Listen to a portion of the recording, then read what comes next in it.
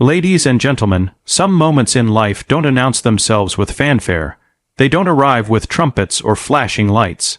They sneak in quietly, on a rainy Tuesday, in a forgotten corner of a cemetery, when no one is watching.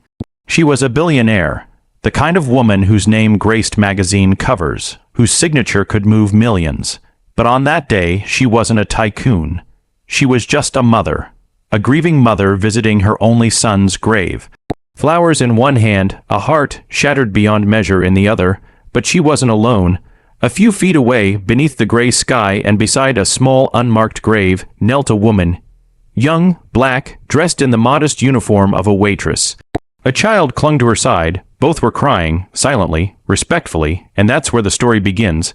Titles mean nothing when you're kneeling at a grave. Death strips us of illusions. It does not pause for power, status, or reputation. Beneath the weight of grief, everyone is equal. The billionaire who had spent her years commanding boardrooms, who had dined with presidents and kings, now stood in silence before a headstone. Her son, her only child, lay beneath it. And all that power she'd accumulated meant nothing in the presence of that loss. She was used to people standing when she entered the room, but no one stands for a grieving mother, not even grief itself.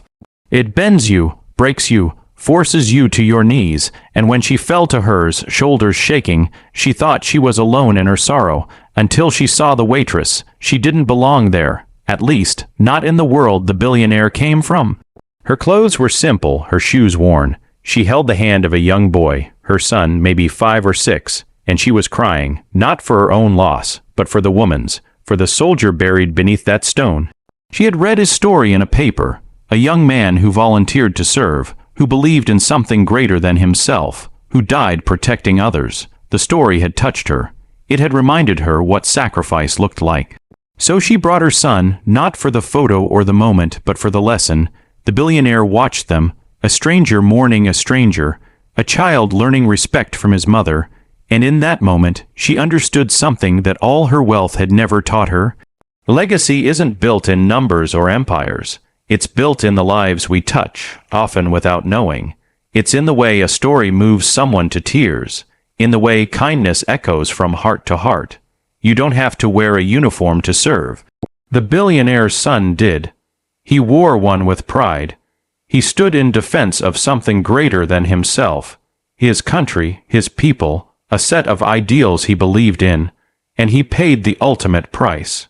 But across from his grave on that quiet morning stood a woman the world might not even notice, a waitress holding the hand of a small child. She didn't wear a medal. She didn't carry a rifle. But she carried something heavier, bills that never stopped coming, double shifts that left her feet aching, and the silent responsibility of raising a child alone. That's service, too, because service isn't just found on the battlefield. Sometimes it's in the way a mother keeps going, even when the world feels impossible. It's in the way someone pauses their own pain to acknowledge another's. That waitress didn't know the boy in the grave, but she knew what sacrifice looked like, and she made a choice to show up, to teach her child what it means to honor someone else's loss. That moment didn't make headlines. It wasn't broadcast on the evening news. But it was powerful because true service doesn't need applause, it just needs heart. Every one of us has that power. We can serve by listening when someone needs to talk, by teaching our children values that aren't taught in textbooks, by standing still, in silence, at someone else's grave. Not because we knew the fallen, but because we recognize what was lost. You don't need a title to serve. You don't need rank or ribbons. Sometimes the most courageous act is simply showing up for someone else's grief, uninvited, unnoticed, but utterly sincere. And that, too, is service, quiet, human, profound. Greatness isn't measured by what you accumulate, but by what you recognize. The billionaire had built empires, signed contracts worth millions, and stood atop the world's ladder. She had spent her life surrounded by power-gated communities, private jets, voices that stood when she entered. But there, at her son's grave, none of that mattered. All the wealth in the world couldn't fill the silence that death leaves behind, and in that stillness, she saw her, a woman she didn't know, a stranger kneeling with a child, tears falling quietly. The billionaire could have called security. She could have turned away, assuming the worst. But instead, she walked closer, and then she knelt beside her, not out of pity, not out of protocol, but because something in her heart stirred. A recognition, a mirror. She didn't see a waitress. She saw a mother. A woman who'd likely fought battles no one applauded. A soul carrying burdens while still choosing to honor someone else's loss. That moment wasn't scripted. It wasn't polished, it was real, raw, human, two women, both grieving in their own way, sharing the same soil. Status didn't matter. Title didn't matter. One wore designer black, the other wore hand-me-downs. But their hearts, those beat in rhythm, and what struck the billionaire wasn't charity, it was clarity. This woman hadn't come to gain anything. She came to teach her son about sacrifice, about valor, about honoring the fallen, even when you have little of your own. That was power, the kind that doesn't make headlines but reshapes hearts. And in that simple gesture, the billionaire remembered, greatness isn't about the medals on your chest or the balance in your account. It's about how you let your own pain open your eyes, soften your edges, and connect you to the humanity you can't buy. One small gesture can echo for generations. That truth is often buried beneath the noise of grand accomplishments and the chase for recognition. But it's in the quiet moments, the ones without cameras, applause, or acknowledgement, where real legacy is born. When the billionaire saw the waitress crying at her son's grave, she didn't offer a check or a speech. She knelt, she wept with her. She saw not a stranger, but a mother, a human being, and that moment of shared grief became the beginning of something far greater. Later, the billionaire quietly paid for the waitress's child's education. There were no headlines, no press release, no photo ops, but as profound as that act was, it wasn't the true gift. The real inheritance was emotional, it was moral. It was a moment witnessed through a child's eyes. A child who saw his mother break down in compassion over a loss that wasn't hers. A child who watched someone powerful choose to kneel rather than stand above. That's a memory that will shape the core of who he becomes. He may grow up and never mention that day, but it will live in his decisions, in his empathy, in the way he treats people. He may become a leader who listens, a fighter who stands for others, a builder who values heart over pride.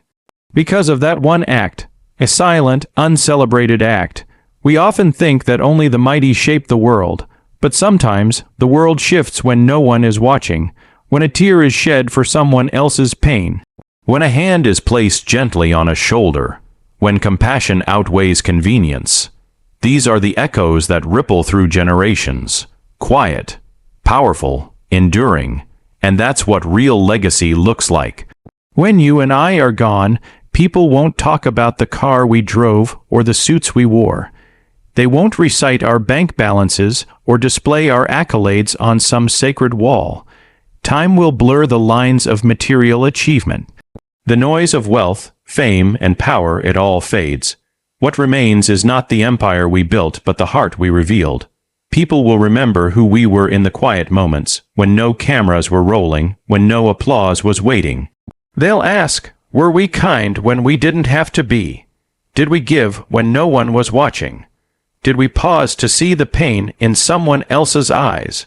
Or did we turn away, too busy building kingdoms that crumble? Did we recognize the value in every human being, not just those who looked like us, spoke like us, or walked in circles of influence?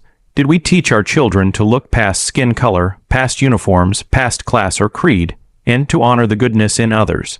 The billionaire once believed her legacy would be found in boardrooms and balance sheets, that her name etched in stone buildings would be what lasted. But everything changed that day in the cemetery. She saw a waitress crying beside her son's grave, a stranger yet somehow deeply familiar. In that moment, wealth meant nothing, status meant nothing. There was no power to wield, only pain to share. The most meaningful legacy she will ever leave wasn't a foundation or a trust fund.